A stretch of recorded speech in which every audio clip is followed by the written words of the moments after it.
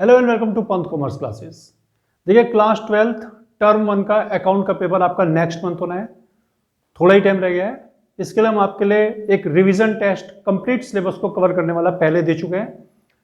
अगर आपने वो नहीं देखा है तो आपको इसी वीडियो के डिस्क्रिप्शन में उसका भी लिंक मिल जाएगा।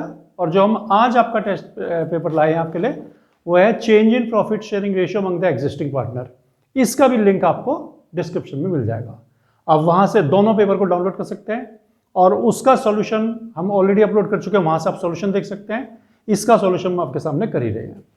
अगर आप इसको डाउनलोड कर लेंगे तो बहुत अच्छा रहेगा, अदरवाइज आपके लिए साइड बाय साइड क्वेश्चन जब हम करेंगे तो डिस्प्ले भी होते जाएंगे। तो आइए स्टार्ट करते हैं। देखिए क्वेश्चन क्या है, पहला केस बेस्ड क्वेश्चन है। एक क्वेश्चन आपके लिए बनाए गए हैं, उसके बेसिस पर 4 क्वेश्चन आपसे पूछे गए हैं। तो देखिए क्वेश्चन है कि ABC पार्टनर है, प्रॉफिट शेयर करते हैं 3:2:1 में। From the beginning of current year, they decided to share profits in the ratio of 2:1. यानी कि ABC 3:1 में प्रॉफिट शेयर करते थे, अब डिसाइड किया कि प्रॉफिट 2:1 में शेयर करेंगे। For this purpose goodwill to be valued at 2 years purchase of average profit of last 3 year। Goodwill पिछले 3 साल के एवरेज प्रॉफिट की 2 साल की परचेज पर वैल्यू की जानी है। पिछले 3 साल के प्रॉफिट आपको गिवन है। Closing stock 2019 was under valued by 30,000। 2019 का स्टॉक क्लोजिंग स्टॉक 30,000 रुपये से अंडर वैल्यू है। मेजर रिपेयर करवाई 50,000 रुपये की 30 सितंबर 2019 में और इसको डेबिट कर दिया गया है प्रॉफिट एंड लॉस में। तो अब क्या करा इन्होंने कि it was decided to capitalise for goodwill purpose. Major repair machine was done और इतना इट वाज डिसाइडेड, तो रिपेयर करवाई थी तो ऑब्वियसली रिपेयर तो प्रॉफिट एंड लॉस भी ले ली होगी, तो अब उसको कैपिटलाइज करना चाह रहे हैं, यानी कि वहां से निकालना है। लेकिन 12% पर एनम के रेट से डिमिनिशिंग बैलेंस मेथड पर आपको डेप्रिसिएशन डालनी है।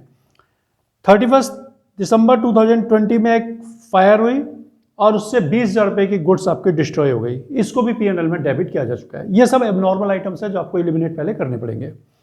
अब इसके बेसिस पर आपको बोला गया कि on the basis of the above choose correct answer for the following. Correct profit for the year ended on 31 March 2020 will be. देखिए क्या प्रॉफिट होगा 31 मार्च 2020 का।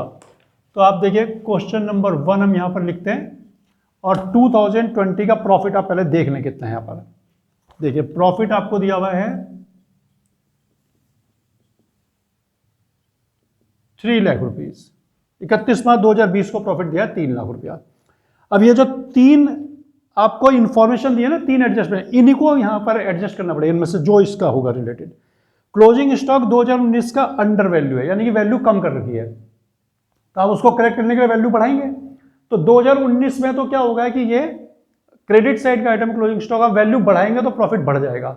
लेकिन हमें 2020 में इफेक्ट देखना भी इसका। तो 2020 में क्या होगा, ये ओपनिंग स्टॉक बनेगा, डेबिट साइड बन जाएगा और डेबिट की अगर वैल्यू बढ़ेगी तो प्रॉफिट कम होगा। तो यानी कि 30,000 रुपये से आपका प्रॉफिट लेस हो जाएगा, लेस 30,000 रुपये। ज्यादा लिखने की जरूरत नहीं, आपको वर्किंग बनानी है फटाफट, क्योंकि आंसर तो ये नीचे इनमें से देना है, ये तो हमारी वर्किंग है। तो हम फटाफट इसको देखते हैं। 270 हमारा प्रॉफिट रह गया। अच्छा फिर देखिए मेजर रिपेयर हुई 30 सितंबर 2019 में। तो हमारा जो इस प्रॉफिट के लिए ईयर है वो 2019-20 है, ठीक है ना। 1 अप्रैल 2019 से 31 मार्च 2020। तो ये जो रिपेयर हुई है 30 सितंबर 2019 में हुई है और ये P&L में डेबिट होगी, तो इसको बोल रहे हैं कि कैपिटलाइज कर लो। तो ये 50,000 रुपये आपको जोड़ने पड़ेंगे। तो ऐड कर दें आप 50,000 रुपीज, ये हो गया आपका 320। लेकिन क्या बोला है कि गुडविल पर्पस के लिए आपको इसको वापस जोड़ना था, कैपिटलाइज करना है, लेकिन 12% के रेट से आप इस पर डेप्रिसिएशन डाल दें। तो डेप्रिसिएशन डाल दें आप इसमें।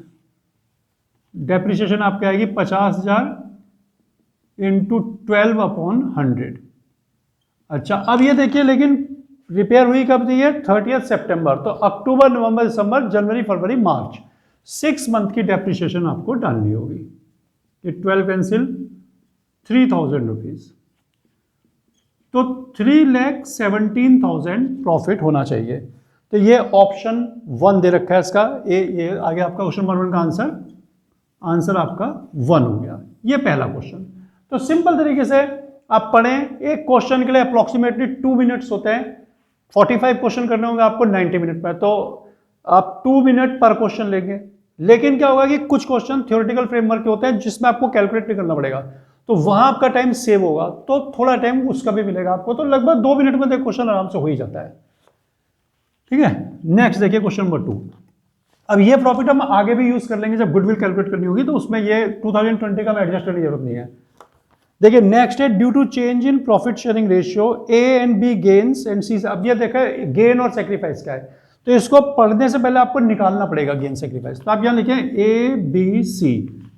ओल्ड रेशियो इनका था 3:1, न्यू रेशियो है 2:1, तो 3/6, 2/6, 1/6, 2/5, 2/5, 1/5।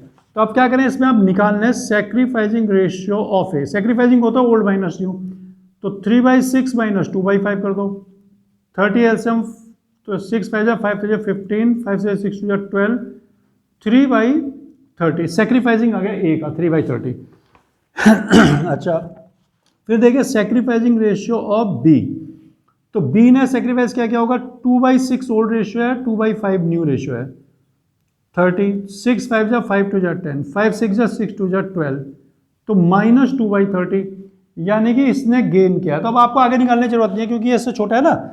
इसने 2/30 गेन किया है, तो जो सी है उसने 1/30 गेन किया होगा, क्योंकि सेक्रीफाइसिंग और गेनिंग दोनों जोड़ करके 0 आना चाहिए, क्योंकि एग्जिस्टिंग पार्टनर है, कोई नया पार्टनर आया नहीं है, तो एक का गेन दूसरे का सेक्रीफाइस बराबर होता है। तो इसका सेक्रीफाइस है 3/30, इसका गेन आ रहा है 2/30 जो कि इससे कम है, तो इसका अंदर नेक्स्ट वाले का भी गेन होगा। तो यानी कि आंसर इसमें होगा A sacrifice B and C gain. तो देख लीजिए किसमें A sacrifice B and C gain, answer number 2 हो गया आपका। ये 2 आंसर आ गए आपके। इस तरह से बिल्कुल आसानी से आप निकाल सकते हैं इनको। देखिए क्वेश्चन नंबर 3।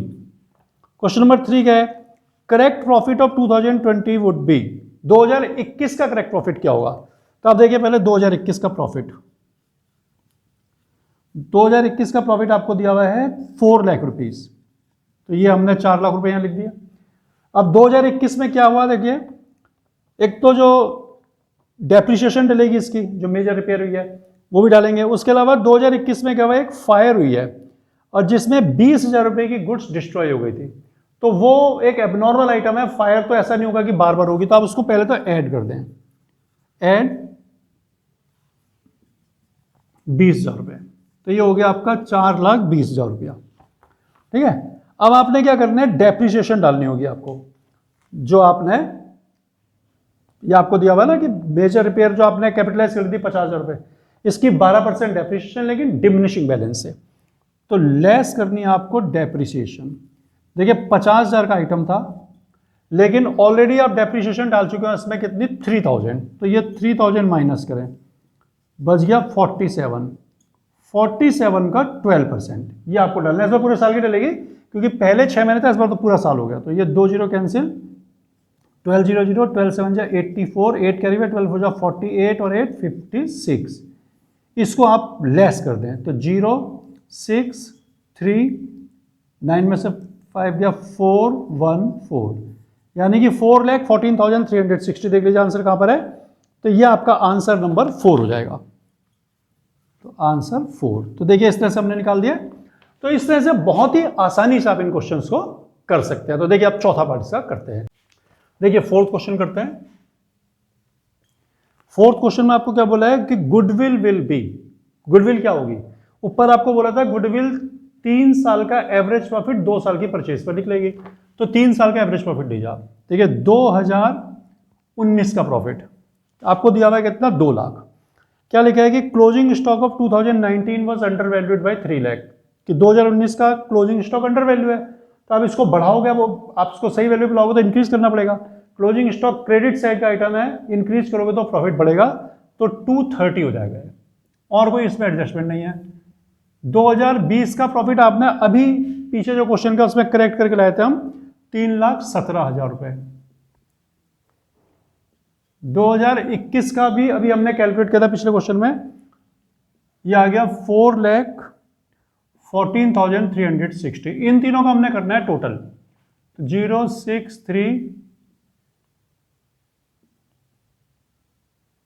9,61,360। अब ये आ गया हमारा टोटल प्रॉफिट लास्ट 3 ईयर का। इसको करते हैं हम एवरेज, तो 961,360 डिवाइड बाई 3, इसको 3 से डिवाइड कर लेते हैं।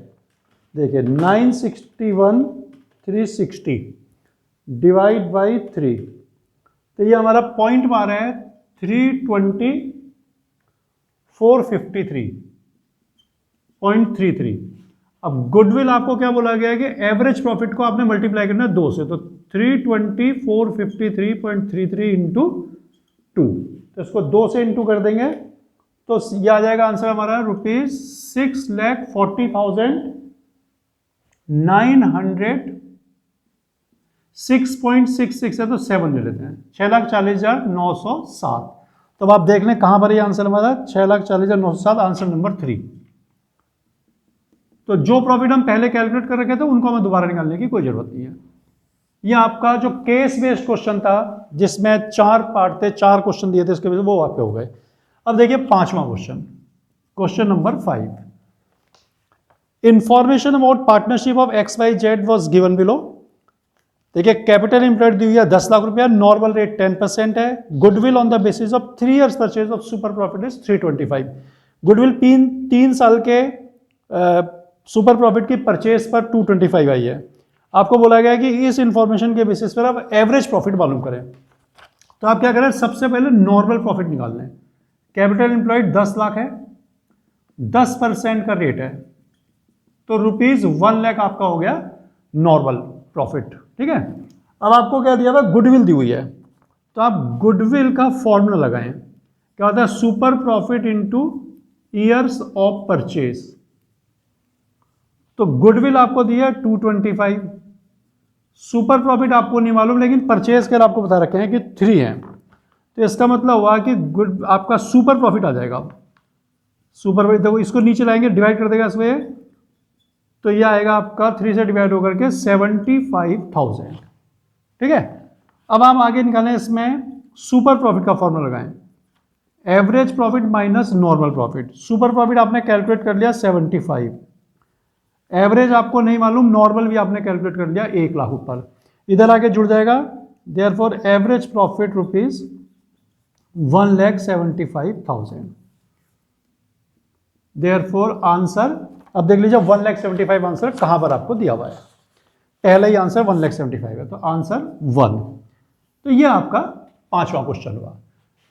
तो इस तरह से सिंपल बिल्कुल है, आप अगर लॉजिक से चलेंगे तो आपकी गलती नहीं होगी, अगर आप लॉजिक से नहीं चलेंगे तो गलती होनी है ना। तो देखिए आइए 6वां क्वेश्चन करते हैं।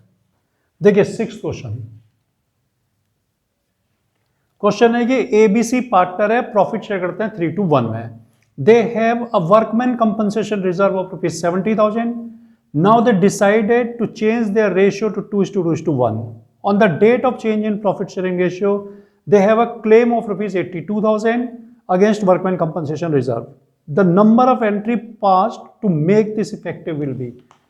देखिए क्वेश्चन क्या है कि वर्कमैन कंपनसेशन रिजर्व है 70,000 और क्लेम आ गया उसके अगेंस्ट 82,000। रेशियो चेंज हो रहा है, 3:1 से 2:1 में आ गए, तो रेशियो चेंज होने पर क्या बताया इन्होंने कि वर्कमैन कंपनसेशन रिजर्व 70 है और उसके अगेंस्ट क्लेम 82 है।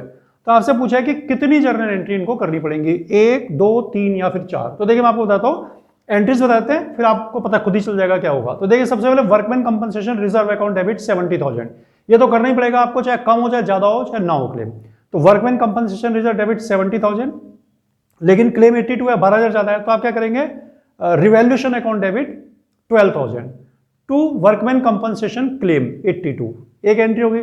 दूसरी एंट्री जो रिवैल्यूएशन डेबिट किया वो लॉस हो गया आपका, तो आप क्या करेंगे, एबीसी डेबिट टू रिवैल्यूएशन, तो ये 2 एंट्री आपकी बनेंगी। तो आंसर इसका आ जाएगा, सेकंड आंसर इसका, 2 एंट्री है और आंसर नंबर भी 2 है। क्वेश्चन नंबर 7, देखिए यहां पर ऐसे टाइम आपका बचता है, जो थ्योरेटिकल फ्रेमवर्क वाले हैं तो आपको जल्दी जल्दी, अगर आपको थ्योरी क्लियर है तो आप आसानी से कर पाएंगे उनको। In capitalization method of calculating goodwill, goodwill is calculated by, यानी कि कैपिटलाइजेशन मेथड से जब गुडविल निकालते हैं तो गुडविल कैसे कैलकुलेट करते हैं। पहला ऑप्शन है multiplying normal profit by years of purchase. क्या नॉर्मल प्रॉफिट को परचेज के ईयर से मल्टीप्लाई करते हो? नहीं, ऐसा नहीं होता। Difference between capitalised value of profit and actual profit, ये भी नहीं होता। Difference between capitalised value of profit and actual capital employed, ये होता है। आप जो प्रॉफिट होता है आपका उसको आप कैपिटलाइज करते हैं कि इतना प्रॉफिट अर्न करने के लिए कैपिटल कितनी लगी होनी चाहिए, और फिर जो एक्चुअल कैपिटल लगी है उसे लेस करते हैं तो डायरेक्ट गुडविल आ जाती है। तो आंसर नंबर 3 हो गया आपका इसमें, ये हो गया। 8 देखिए, what does years of purchase means in the valuation of goodwill. यानी जब आप गुडविल का वैल्यूएशन करते हैं तो आपको लिखा होता है कि goodwill on the basis of इतना years purchase of average profit या सुपर प्रॉफिट। तो वो जो इतना ईयर्स ऑफ परचेज यानी कि परचेज के ईयर 2, 3, 4 ईयर था, उसकी मीनिंग क्या है? तो उसकी मीनिंग होती है कि जितने आप परचेज केयर ले रहे हैं उतने साल तक आपको उम्मीद है कि हम ये प्रॉफिट के लेवल को मेंटेन कर पाएंगे। तो देखिए, year for which business has been working, नहीं ऐसा नहीं है। Expected year it will last in future, जितने साल ये आगे चलेगा बिजनेस, ऐसा नहीं है। बिजनेस की लाइफ आप एसेस नहीं करते हैं और अनलिमिटेड लाइफ मानी जाती है बिजनेस की, perpetual life.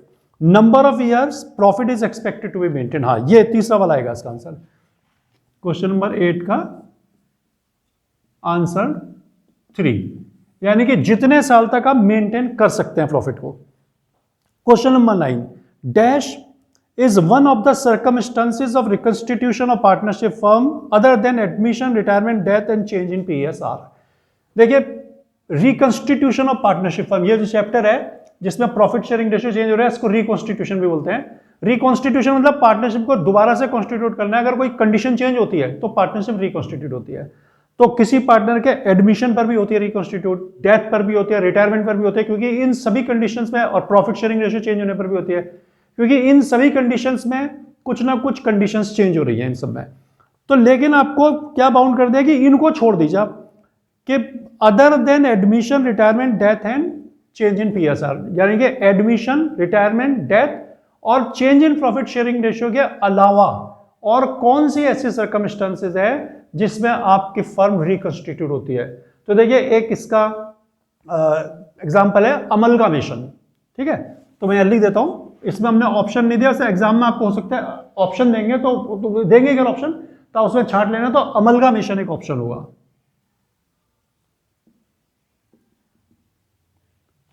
अमलगामेशन is one of the circumstances, ठीक है, ये आंसर हो गया इसका।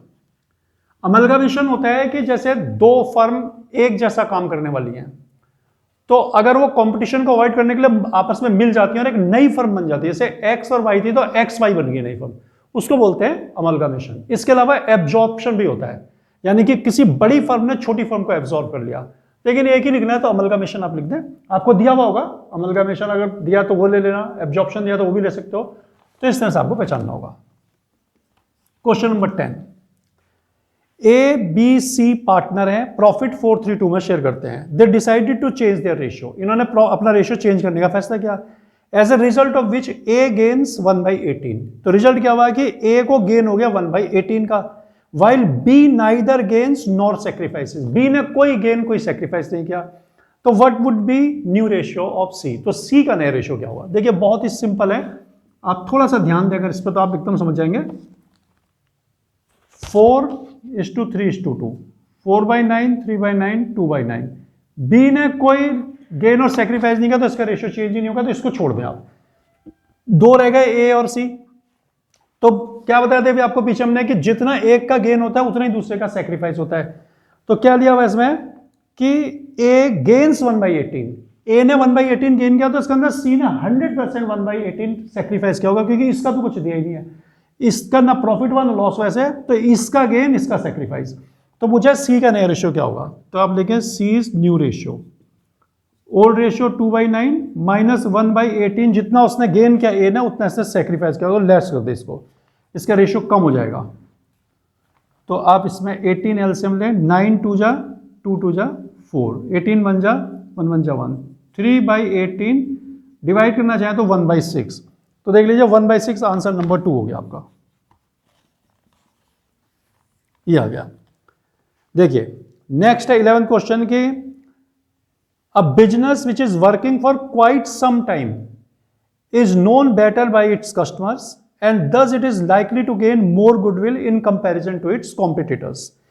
ऐसा कोई बिजनेस जो काफी समय से चल रहा होता है, वो अपने कस्टमर्स के द्वारा ज्यादा अच्छी तरह से पहचाना जाता है। Which goodwill determining factor is this, तो ये कौन सा गुडविल डिटर्मिन करने वाला फैक्टर हुआ? कि बिजनेस लंबे समय से चल रहा है, इसलिए इसके कस्टमर्स को जानते हैं। तो longevity of the business, possession of licence, future competition, efficiency of management. तो देखिए लंबे समय चल रहा है तो longevity of the business, business की ये वाला फैक्टर उसको अफेक्ट कर रहा है। तो आप लिखिए क्वेश्चन नंबर 11 आंसर 1। तो ये देखिए 11 क्वेश्चन हो गए। अच्छी तरह से इनको देखिए बच्चों, सभी क्वेश्चन को, कोई खास मुश्किल नहीं है। आपको केवल एग्जाम में क्या करना है, काम एंड कंपोज रहना है, नॉर्मल रहना है, घबराना नहीं है। एग्जाम में परेशानी होती है कि देखिए इंटेलिजेंसी क्या है, इंटेलिजेंसी है पावर ऑफ रिकॉलिंग। आपको पता तो होता है, बाहर निकल के आप कहते हो अरे यार ये तो मुझे आता था, छूट गया। तो घबराहट में होता है, और घबराहट क्यों होती है, लैक ऑफ प्रैक्टिस। अगर आप प्रैक्टिस नहीं करेंगे तब घबराहट होगी। तो आप खूब प्रैक्टिस करिए।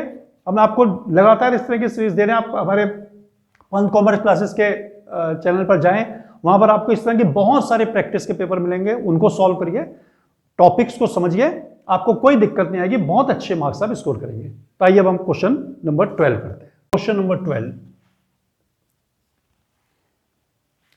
according to which accounting standard self-generated goodwill is not recorded in the books of account because nothing has been paid for it in money or money's worth।